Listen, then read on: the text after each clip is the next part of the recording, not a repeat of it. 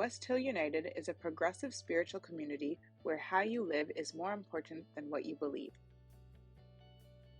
West Hill United is a people, a place, an idea. We are a community living out of a progressive faith, striving to make a positive difference in our own lives, the lives of others, and the world. Join us Sundays at 10:30 a.m. or connect with us at any time.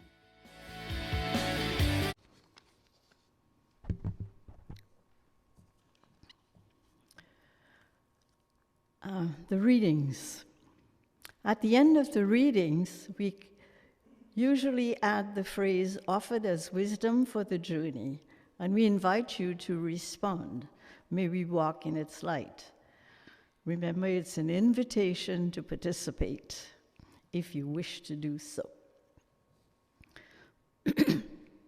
The readings today are a collection of brief quotations by 4 people who have acted as strong advocates in the causes of justice, freedom, and peace. The pictures are on the next PowerPoint slide in order you will hear from them. John Lewis was a civil rights activist who led the march on what would become to be called Bloody Sunday. In a commencement speech at Washington University, he recounted the challenges and violence he faced, while also encouraging graduating students to persevere in bringing about change in the world. These words are from that speech. When you see something that is not right, not fair, not just, you have to speak up. You have to say something. You have to do something. Next are the words of Malala Yousafzai, who we have featured in Perspectives last year. The Pakistani advocate and activist for education, especially for girls, who has spoken worldwide in the cause of justice and progress for children everywhere. When the world is silent, even one voice becomes powerful.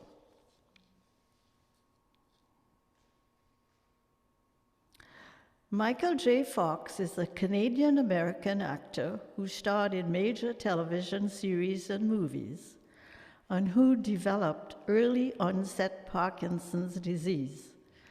After some years of despondency and withdrawal, Fox changed his direction and became a prominent advocate for research into the cause of Parkinson's and a strong supporter of those suffering from its effects, present and future. I enjoy my work as an actor, but to make a difference in people's lives through advocacy and through supporting research, that's the kind of privilege that few people will get. And it's certainly bigger than being on TV every Thursday for half an hour. And lastly, the voice of American educator and politician Mary Chisholm, the first Black woman to be elected to Congress, where she served 7 terms, from 1969 to 1983. And the first woman to run for the Democratic Party's presidential nomination. She took intensely powerful stands against economic, social, and political injustices, and was a longtime supporter of women's rights and Black civil rights. Here is her advice to all of us. If they don't give you a seat at the table, bring a folding chair. Offered as wisdom for the journey. May we walk in its light. And now I pass on to Babette and Scott.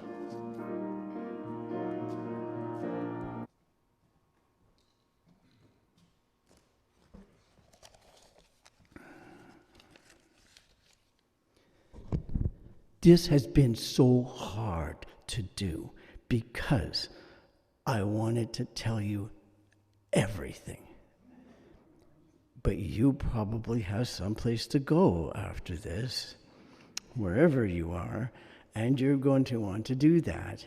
And I may still be here telling the empty room all that I have discovered and am celebrating and am groaning about on this topic. And so bear with me, because I might be looking at you and shortening some things that are way too long. And you'll see that. You'll see me shuffle through. I'll look at you and then I'll shuffle through some more, because I wanted you to take away the groan and take away the celebration of what I want to share with you. Thank you, VIlma, for reading from those 4 advocates, advocacy. First PowerPoint, please. Now, is there any way, and this is a new day and you may not be able to, the pictures are kind of important, so is there any way they could be the big thing instead of splitting with me? Oh, beautiful. Now, some of you may recognize that right away, and some of you may not. If you were here during the walkthrough beginning, you might have figured it out. But those are, of course, collars worn by Ginsburg. She wore them in court, in her work as a Supreme Court justice for so many years. And I want you to see a couple of them and what they meant to her. The next slide. This is the very first collar she wore as an advocate. And it's very plain, very simple. And when she first took her seat on the bench in 1993, she stuck to styles that were devoid of embellishment and frills. And back then, she took very moderate views on political, social, and economic issues. And then she decided that she needed to express herself more, and very much so express herself as a woman.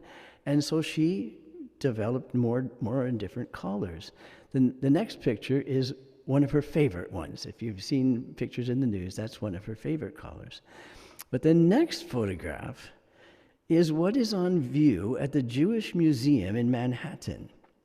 And they are 3-dimensional images of collars and necklaces that belong to Justice Ruth Bader Ginsburg of the Supreme Court, with which she stamped her name and her values on the public consciousness of the United States of America and the world, making her recognizable beyond the court.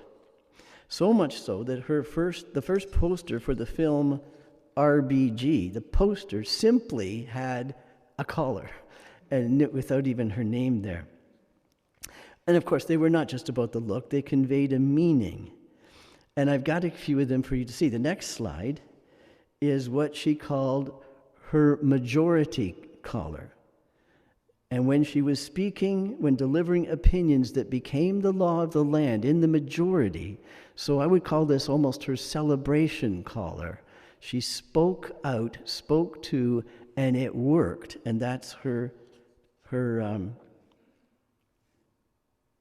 I'm sorry, it's not.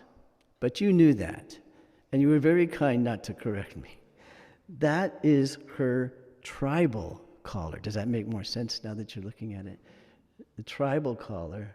The tribal collar was in favor of indigenous issues in America and in the world. The next collar, you can guess, is when she would take a stand on LGBT issues and equality. The next collar is her majority collar, I'm sorry. And that is a yellow crochet J-A-B-O-T, jabot, gifted to her by her law clerks for when I'm announcing the opinion of the court and celebrating that. The next collar, as an advocate, is called her dissent collar. Her dissent collar. For when the vote among the justices had not gone her way, and she thought justice was not being carried out, and so this was her collar she would wear. She, without getting tremendously politically specific, I'll say she wore that collar on the day a major American election did not turn out the way she wanted it to turn out. So if you want to take a copy of this picture and wear it whenever you feel that justice is not being served as well as you want it to be. This was the next picture is during her final term on the bench and what she asked to be wearing when she lay in state after her death in September 2020. Her collars said something about her values, but they also said something about the way she voted, the way she advocated, what she tried to do as in all of her jobs as she went through the law profession and then at the Supreme Court. So just the next slide is just a blank. We'll just wait for a second. So the word advocacy, and those of you that love to find out where a word came from or what the word behind that is, advocacy is a good clear one. The word VOC, voc, from Latin means voice, to speak, vocalized. We've got a lot of words that came from that. And the word, the prefix ad means to or toward or about. And so to speak to, that's what to advocate means, to speak to something, it came to mean to call forth, to summon, to invite someone or some group of people to pay attention to something, to advocate for something. The first time it was used was 1593 by Shakespeare, as someone whose job was to speak for someone's case in a court. So if you spoke for me in my court case, you were my advocate. And then it also came to mean anyone who argues the case of another as an intercessor. I'll speak for you. I'll stand with you and speak for you. It also means someone who is speaking in support of something, and that gets a little closer to what I wanted to focus on today.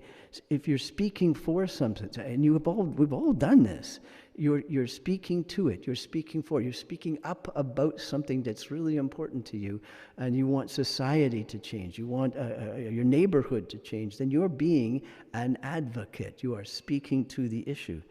And then there's a beautiful meaning of when it's used, when you know that the people who are suffering, the people who are hurting, who need your advocacy, don't have a voice. So you are adding your voice to the cause. You are adding your voice to those people's situation. And that's a sacred role to take for someone else or for a group of people whose voices are not being heard. And I wanted to have us think of ourselves as potential advocates in many, many situations. The act of pleading, the act of speaking up when silence is not enough.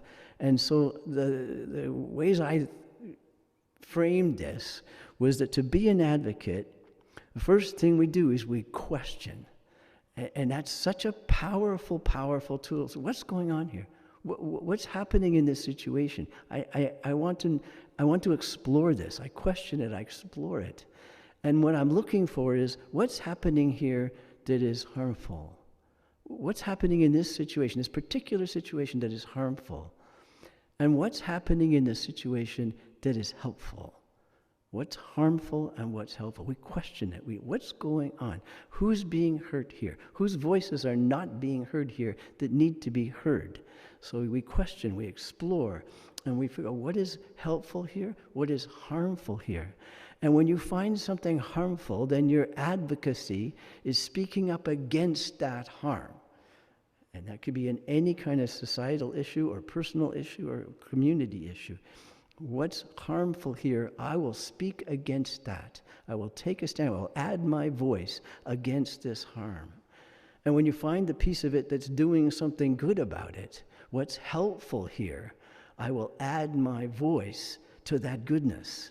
So you're an advocate against something, and you can also be an advocate for something, and sometimes that's blended, that you're against this situation, this lack of freedom, this lack of food, a lack of water. You're speaking against that deplorable situation. You're advocating against that continuing, and you're advocating for something to be done, and often there's a specific in there, or maybe not even yet, and you're just saying something needs to be done. So an advocate for and an advocate against.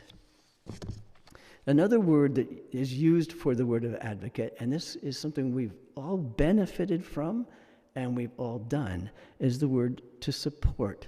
To support people, to hold something up, to hold someone up, to prop them up if they need propping. I have needed propping in my life, and the person or people that helped prop me were my supporters. They were my advocate. They spoke for me. They spoke to me. They tried to help me figure out what was harmful and what was helpful, and they spoke to that. To supply the help for, a support. Talking about Tina, to supply, to help, to stand with, to advocate for. So it's an activity that involves that questioning, exploring what's going on here, what's helpful, what's harmful. I will speak against what's harmful. I will speak for what's helpful. And then as soon as you're doing that, you're making yourself part of the solution. Even a tiny part. It could even be with a tick on a sheet. It could be with a letter. It could be with a phone call. It could be with a hand on a shoulder. But you're making yourself, you're inviting yourself into, you're responding to the need to stand with and to speak out. And that could be on environmental issues, on poverty issues, on clean water for indigenous people issues, or even tiny little things about the cleanliness of a block in a neighborhood in your city. And so I found three types of advocacy, and one is kind of discouraging, and one is a little more possible, and one we forget about. The one that's often discouraging is big systems advocacy. When I said like poverty, or discrimination, or displacement of people, or environment. Those are big, but we're looking for system changes. One of the first heavy-duty lectures you get in social work, maybe depending on the school you go to, was that food banks and handouts and sharing with people in need are lovely and good. But if they're suffering like that because the systems we were working under are neglecting them, are leaving them out, are silencing their voices because the voices that are being heard don't have those needs at all, then there's where part of the focus needs to be, to advocate for change in the way we run our neighborhood, in the way we run our city, in the way we run our group here, in the way we run the province, in the way we run the country and the world. So systems advocacy is big. We've all been part of it. And like I say, it could even be with a vote or a phone call or a letter.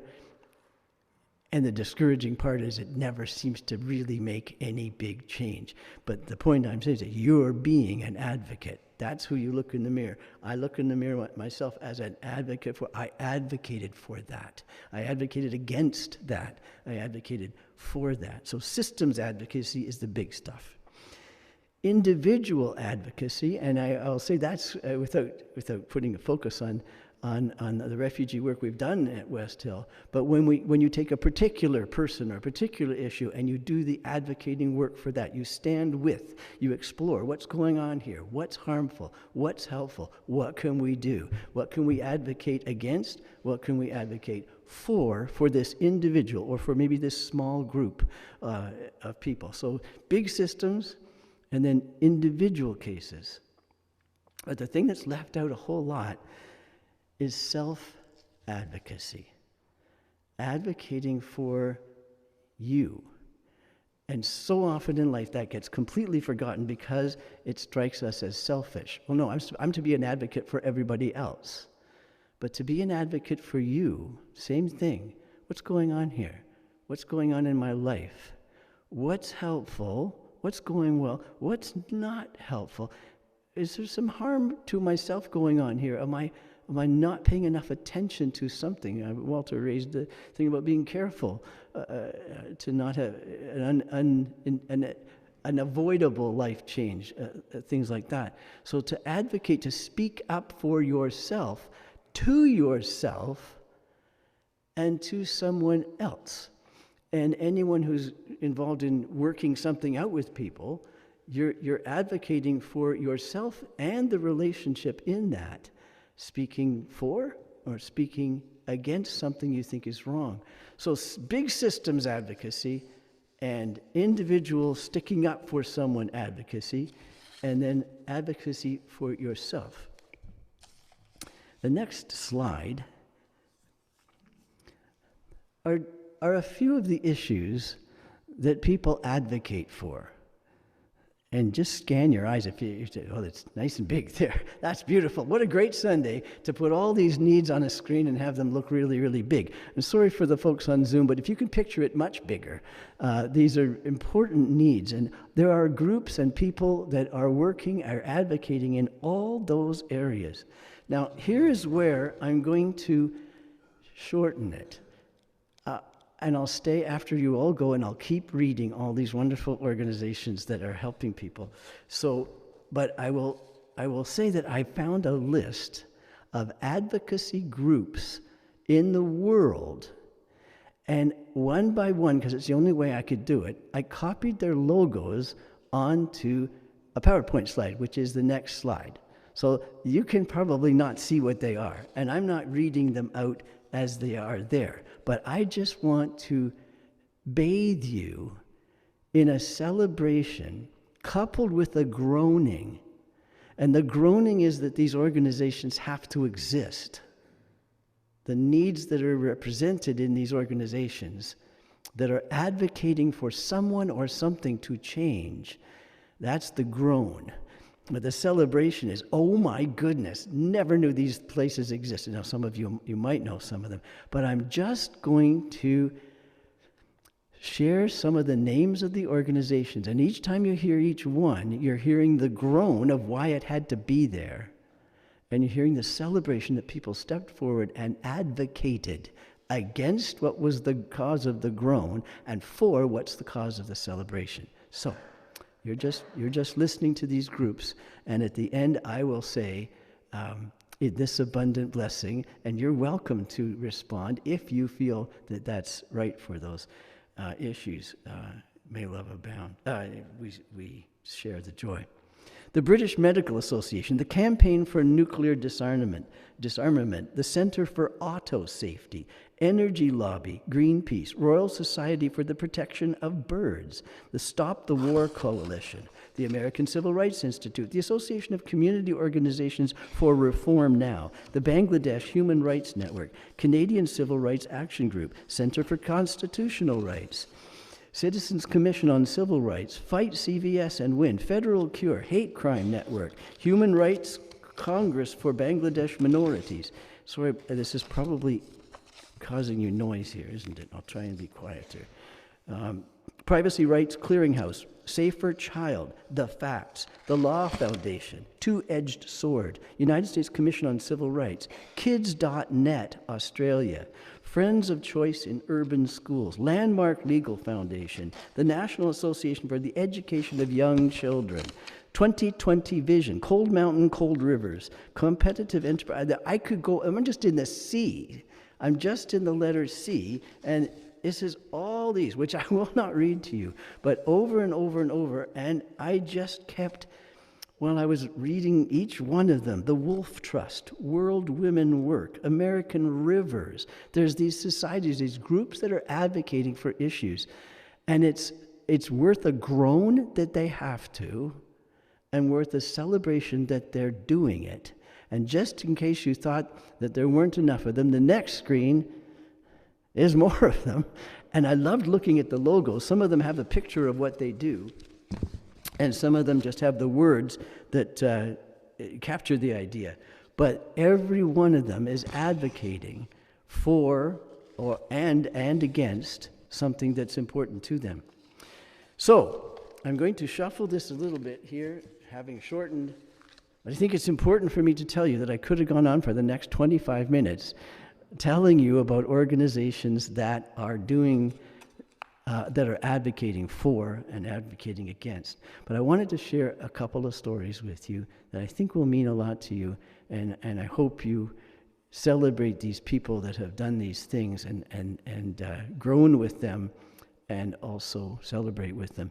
And it comes from the idea of petitions. Change.org. Are you familiar with the organization Change.org? It's an organization that lets people put together petitions to petition a certain cause, and it has to be at least a cause that's a just and good cause.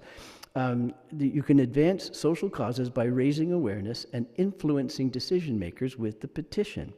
The topics they usually find on Change.org and another one called Causes.org are economic justice, criminal justice, human rights, education, environmental protection, animal rights, health, sustainable food. And Change.org also provides coaching if you want to know how to do that. And so they support people in making petitions for different issues. And there have been, you can look it up online if you wish, notable petitions that really, really turn things around, and they list them by country. And some of them are sort of very individual and about one person. For instance, 1,043,729 signatures went on a Change.org petition to get Tom Moore knighted. Tom Moore was the Englishman who used his walker and walked around his garden hundreds and hundreds of times to raise funds for the charities and the National Health Service in England. So that many petitions were signed to have him recognized. It was also a petition of 13 million that wanted to rescind Tony Blair's knighthood. So there's stands taken on different issues, different for and against. In Canada, a petition came because two 13-year-old girls wanted to make consent, the topic of consent, a part of Canada's sex ed program. Two 13-year-old girls wanted to add the concept of consent to the program, and they had more signees to that one than they'd had to date. And it led to consent's integration into Canada's sex ed programs because they petitioned on Change.org. Another one, there have been 50 petitions in France that exceeded 100,000 signatures, and there's a listing you can look up about petitions that are ongoing, and some of them have been ongoing for a very long time. In Australia, there was a petition to remove a senator for his statements about Indigenous and blaming the immigration laws for the terrorist attack. And so a petition of 1,418,000 names went on to say, I'm advocating against this, and I'm advocating for it. They're amazing, amazing things. I'm going to tell you about one or two people whose life made a difference, but this one has a real groan in it. It's a petition for justice for Breonna Taylor. 11.4 million signatures went in. If you remember the next slide there, thank you. That's Breonna, and she was shot and killed while unarmed in her Louisville, Kentucky home by 3 police officers who entered under the auspices of a no-knock policy. So entered, I think they were in their bed, and it was a very, very horrible thing. Her death followed the murder of Ahmaud Arbery and preceded the murder of George Floyd, who was probably heard more about at the time. But because of the 3 of them, the outcry that followed has brought attention to justice in racial matters. And so many petitions were signed to bring justice to this. And I won't read it to you all, but legislation was passed to minimize the no-knock entry policy. They had the sports teams wore her name on their mask, wore their name on their Adidas running shoes. They held a 26-second silence before they started Seattle Storm game, because one second for each year in her life. And then in Kentucky, they started to focus on systemic racism. And they wouldn't have if it hadn't been for so many voices saying, this is wrong, this is what I'm advocating against, and this is what I'm advocating for. You'll see a picture of the protests in the top right there. No, same slide. Protests that were done on her behalf. And at the bottom, you'll see, and this was put in cities all over, say her name, remember. And so these protests together made legislation change, education change, and in not just in honor of her, but to say this is wrong, this has got to stop. And artists created these murals all over the world, actually. The one you're looking at is in California, but there's ones in Jamaica, there's ones and what they were doing was saying, what's going on here? We're questioning it. What's harmful here? What's helpful here? And they advocated. The next one, I didn't even want to put the name on the slide, so I just put the next slide. I just put what this organization targets.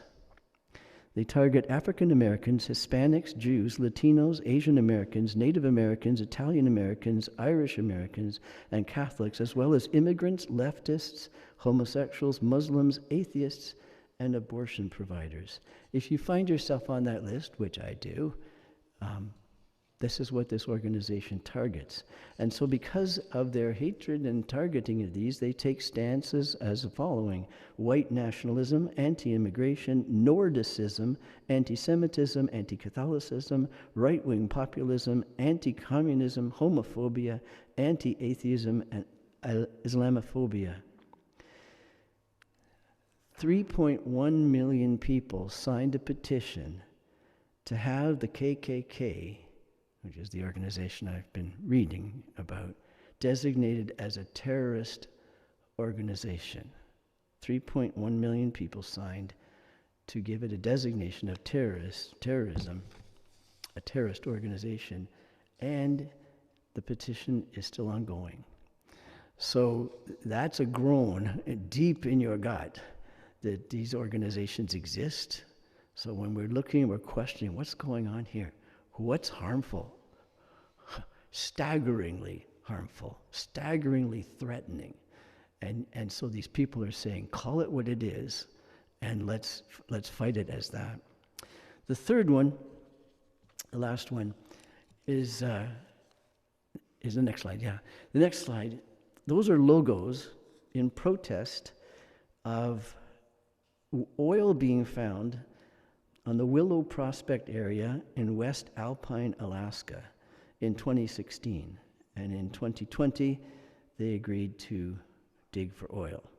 The project was to operate 5 drill pads for a total of 250 oil wells, all on wetlands.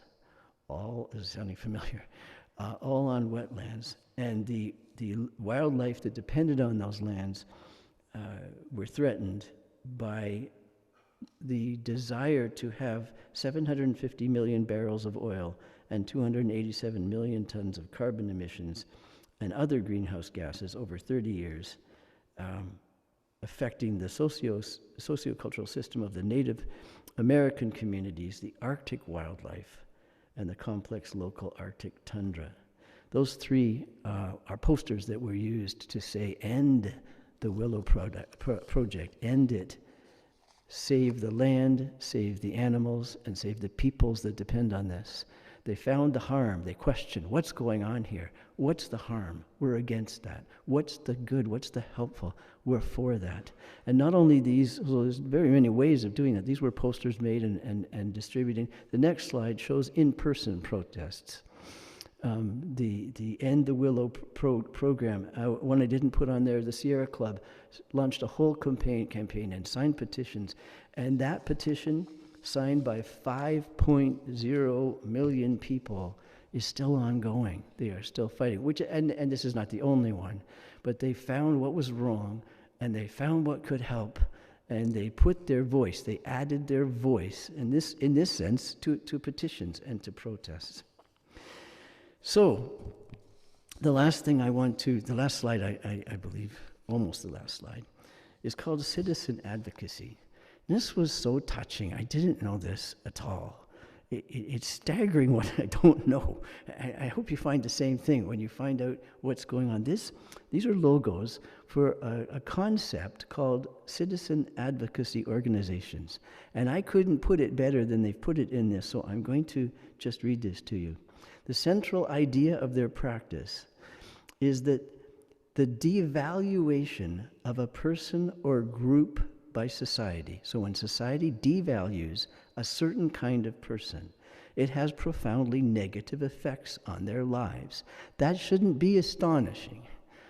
But they put this out in research. And the heart of every citizen I couldn't even give you enough screens to show how many citizen advocacy groups there are in the world. But what they do is they take an individual or group of people that are commonly looked on as different and therefore inferior, and they link them up with someone in that community who's already highly respected. And they say, if we can put them together and show the community that these people can be valued, should be valued, are being valued, maybe other people will. Now, the sad thing is, why does it have to take that? So that's the groan.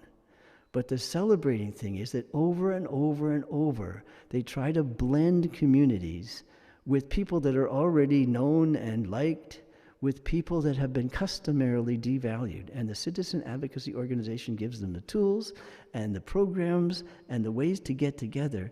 And evidently, it's absolutely beautiful as it works. Absolutely beautiful.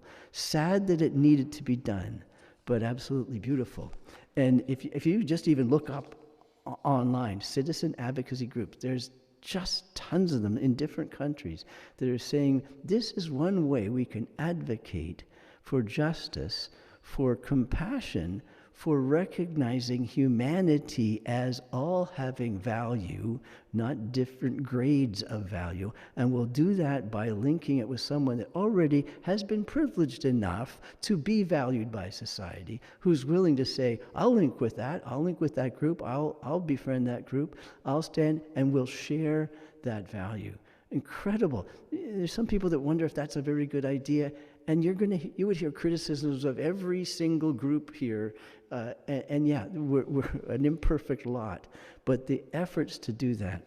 So I wanted to end with the idea of big systems advocacy that we all care about immensely and feel so helpless about, but it's still the very privileged and right thing to do, to take a stand and say, I will advocate against this in the big world and for this in the big world. And I will also look around me in situations and find an individual or a group, and I will put my voice, advocate. I will add my voice. I will speak to that. I will speak against the harm being done, and I will speak for the good being done in my community life. And then the self-advocacy, saying, my own life, my own rights, are they being honored? Is there something in my family that's not? Is there something in my workplace that's not? Is there something I can speak to for me? For me. I love that West Hill for a long, long time now has said justice and compassion for self, others that we know, others we may never know, and the planet. Very often, some cultures and some religions that many of us have belonged to put the self very last, and as if it's like nothing. And that would be what the citizen advocacy group would say, no, you can't devalue anybody and not yourself. So if you are treating yourself with exquisite justice, exquisite compassion, then the citizen advocacy group would say, good on you, to advocate for self, to speak for self. So I put back on the last slide, which is those collars again. And I think of Ginsburg's choice to celebrate femininity on the Supreme Court, which is often lacking some of that, and also to symbolize her advocacy with the kind of collar she chose to wear. And so when you're thinking of your own speaking to something, speaking out for something, advocating, being an advocate on the big way, the middle way, and for yourself, then you can almost picture yourself. I'm putting on my court collar right now, and I'm going to see that justice is done. Something has happened that I think is wrong. I'm putting on my dissent collar, and I'm going to speak to the harm in this situation. And I'm going to put on my tribal collar and be part of all humanity. I'm going to put on my LGBT collar and speak to those issues. I love the thought of the collars. I love the thought that she did that. Now, I looked in my garage, and I couldn't find what I wanted. So this is not good enough. But it's all I could find, because there's so many things in my garage, and they're all on one side, so I can put a car in there. We hadn't had a car in there for years. We stopped calling it a garage. It was just another storage unit. But I wanted to end with the flavor of Ruth's collars, but also the quote that VIlma read by Ms. Chisholm, long gone from us, when she said, "If they don't give you a seat at the table, bring a folding chair." So I'm going to say it this way.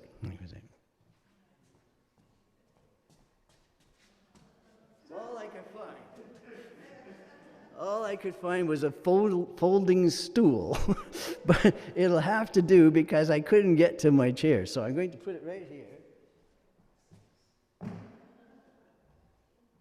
And I will end by saying, if they don't give us a seat at the table in this our time of need, bring a folding chair, may love abound. Okay, I presumed you might not have caught that. We're going to do that again together. And if you don't want to, you don't have to. If they don't give you a seat at the table in this our time of need, bring a folding chair. May love abound. Thank you.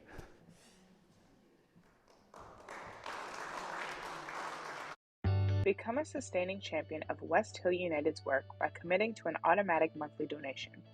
Learn more or donate now through Canada Helps.